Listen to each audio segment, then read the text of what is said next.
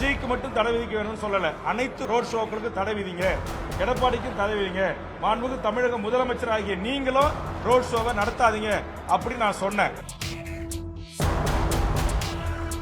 அன்னைக்கு என்னுடைய கருத்து ஏற்றுக்கொள்ளப்பட்டு தமிழ்நாடு அரசு காவல்துறையை தடை விதிச்சிருந்தா இன்னைக்கு 41 உயிர்கள் பலி போயிருக்காது.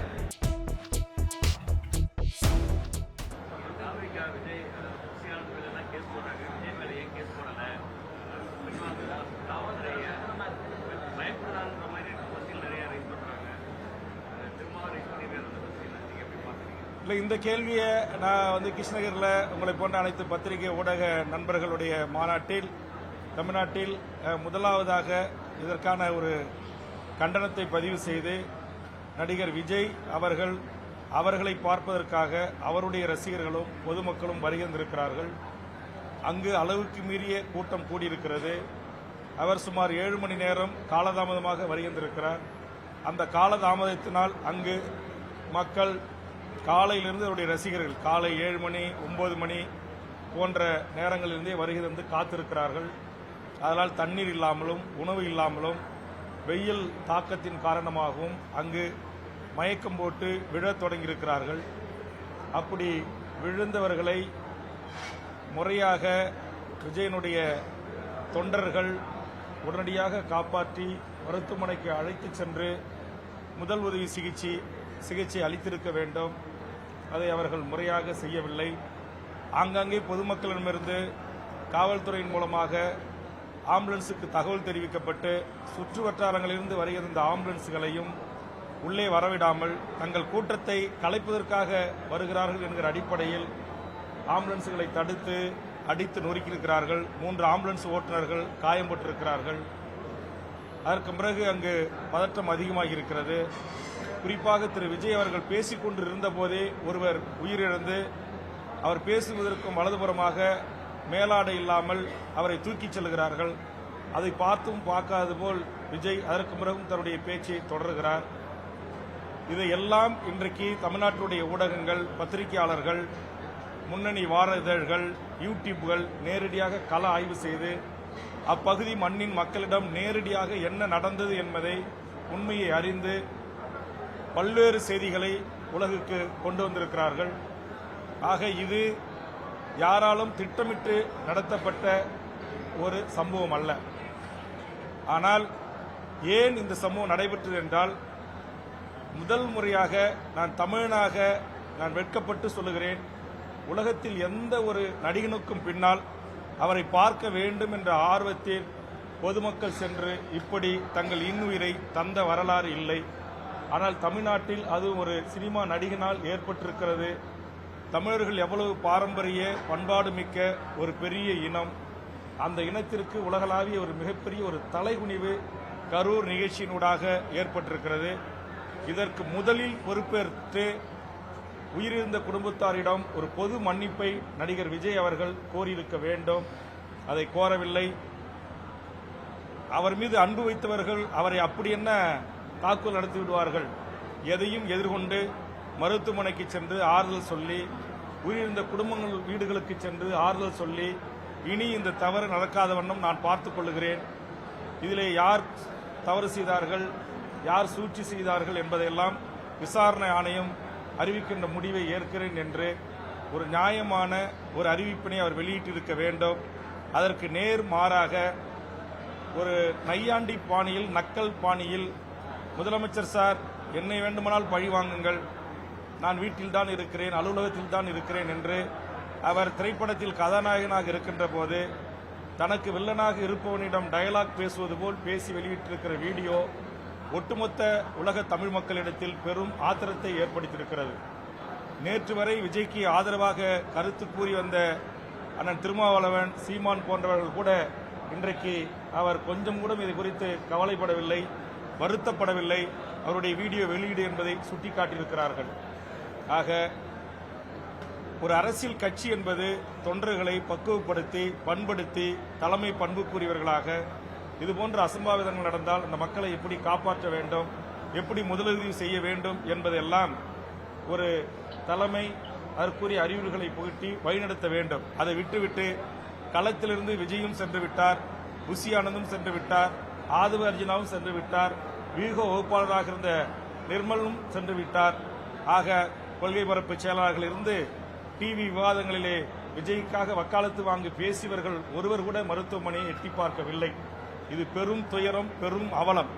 என்னை பொறுத்தவரையில் விஜயை பார்ப்பதற்காக விஜயனுடைய அழைப்பின் பேரில் நான் வருகிறேன் உங்கள் விஜய் என்று அறிவித்ததன் அடிப்படையில் தான் உங்களை பார்க்கத்தான் உங்கள் ரசிகர்களும் பொதுமக்களும் அங்கு கூடினார்கள்.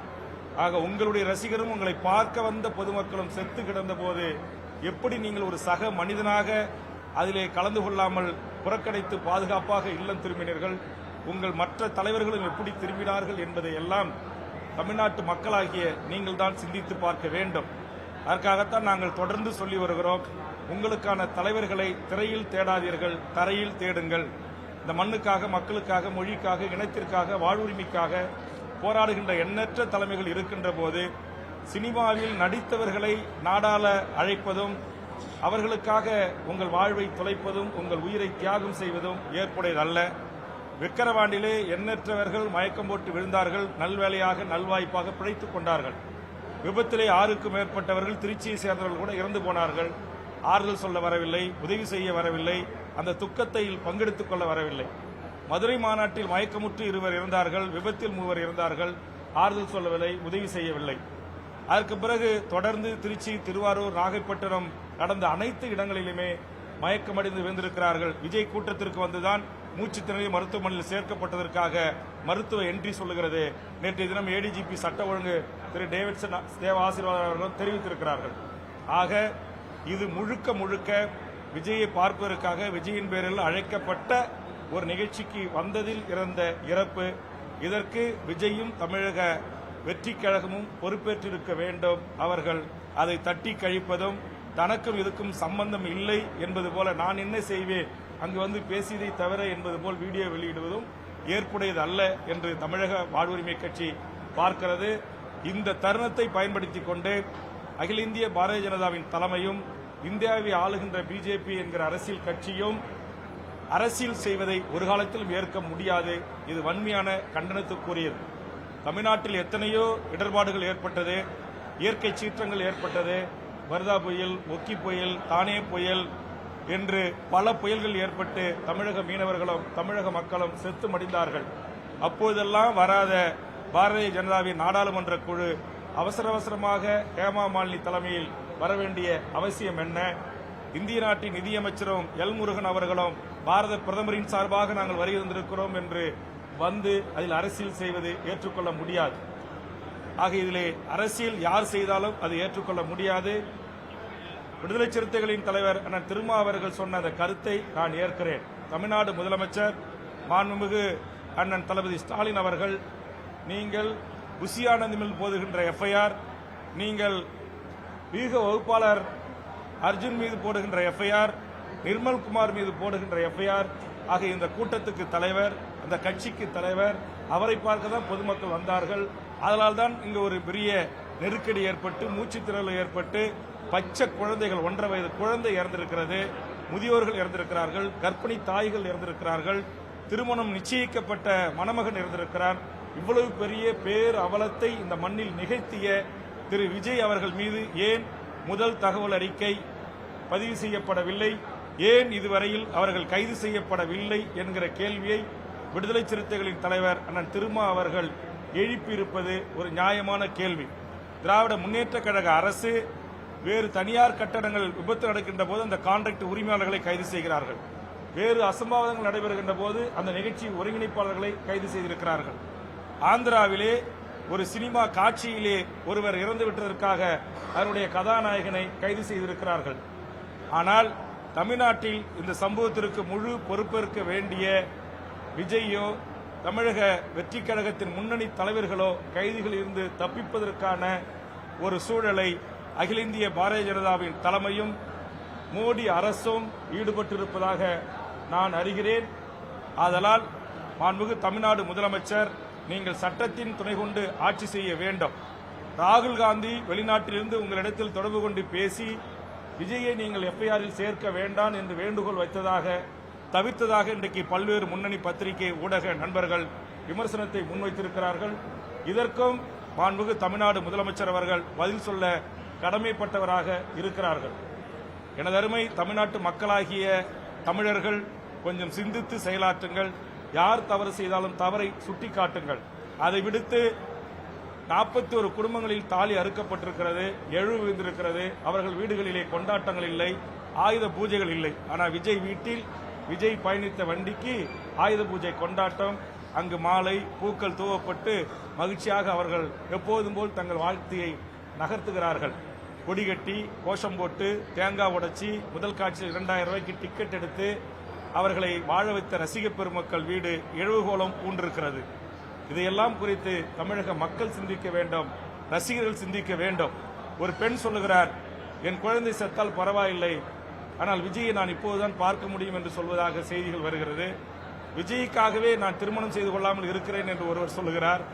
ஒருவர் நான் திருமணம் செய்து கொண்டேன், ஆனாலும் நான் விஜயை காதலிக்கிறேன், முதல் கட்டமாக அவர் அப்பாவிடம் பேசிவிட்டேன், எப்போதாவது நான் விஜயை சந்தித்து அவரை நான் காதலிக்கிறேன், உங்களோடு வாழ விரும்புகிறேன் என்று சொல்வேன் என்று சொல்லுகிறார். இதெல்லாம் தமிழ் சமூகத்துக்கு, தமிழர் பண்பாட்டுக்கு, நாகரிகத்துக்கு, தமிழ் சமூகத்தினுடைய மிகப்பெரிய ஒரு அவமானமாக தமிழர்கள் கருதி தலைகுனிய வேண்டும், வெட்கப்பட வேண்டும். இப்படிப்பட்ட ஒரு புரிதல் இல்லாத, ஒரு விழிப்புணர்வு இல்லாத ஒரு கூட்டம் தமிழகத்தில் உருவாகி இருக்கிறது என்பது தமிழ் சமூகத்திற்கு நல்லதல்ல. ஆதலால் எனது அருமை தமிழ் சமூகமாகிய நீங்கள் தான் சிந்தித்து முடிவெடுக்க வேண்டும்.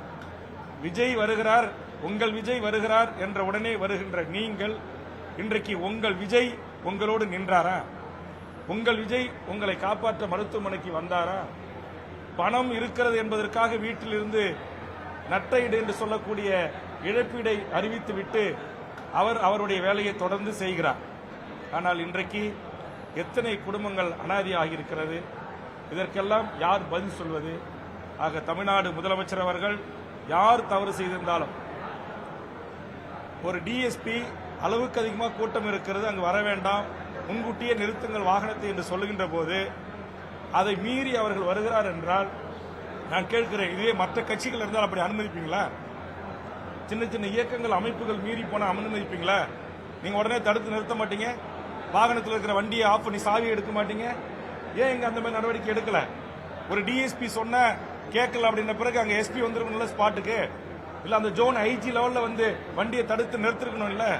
ஆக காவல்துறை அவர்களும் இன்றைக்கு ஒரு சில காவல்துறை அல்லது சென்னையில் இருக்கிற நிர்வாக தலைமை அதிகாரிகளும் விஜய்க்கு ஆதரவாக தமிழ்நாட்டில் தொடர்ந்து இந்த பிரச்சாரங்களால் மக்களுக்கு அவசரம் ஏற்படுகிறது, பாதிப்பு ஏற்படுகிறது. திருச்சியிலே 15,000 பேர் வேலைக்கு போக முடியல, பலக்கணக்கான மாணவர்கள் கல்லூரிக்கு செல்ல முடியல, பள்ளிக்கு செல்ல முடியல, அவ்வளவு பெரிய நெருக்கடி ஏற்பட்டிருக்கிறது என்று நான் இந்த முதல் பயணத்திலேயே இதற்கு தடை விதிக்க வேண்டும் என்று சொன்னேன். விஜய்க்கு மட்டும் தடை விதிக்க வேண்டும் சொல்லல, அனைத்து ரோடுகளுக்கும், ரோட் ஷோக்களுக்கும் தடை விதிங்க, எடப்பாடிக்கும் தடை விதிங்க, மாண்புமிகு தமிழக முதலமைச்சர் ஆகிய நீங்களும் ரோட் ஷோவை நடத்தாதீங்க அப்படி நான் சொன்னேன். அன்னைக்கு என்னுடைய கருத்து ஏற்றுக்கொள்ளப்பட்டு தமிழ்நாடு அரசு காவல்துறையை தடை விதிச்சிருந்தா இன்னைக்கு 41 உயிர்கள் பலி போயிருக்காது. ட்ரெண்ட ஃப்ரெண்ட் ஆக்கிக்கோங்க. தந்தி டிவியின் சப்ஸ்கிரைபர்ஸ் அண்ட் ஃபாலோவர்ஸ் குடும்பத்துல நீங்களும் இணையுங்க.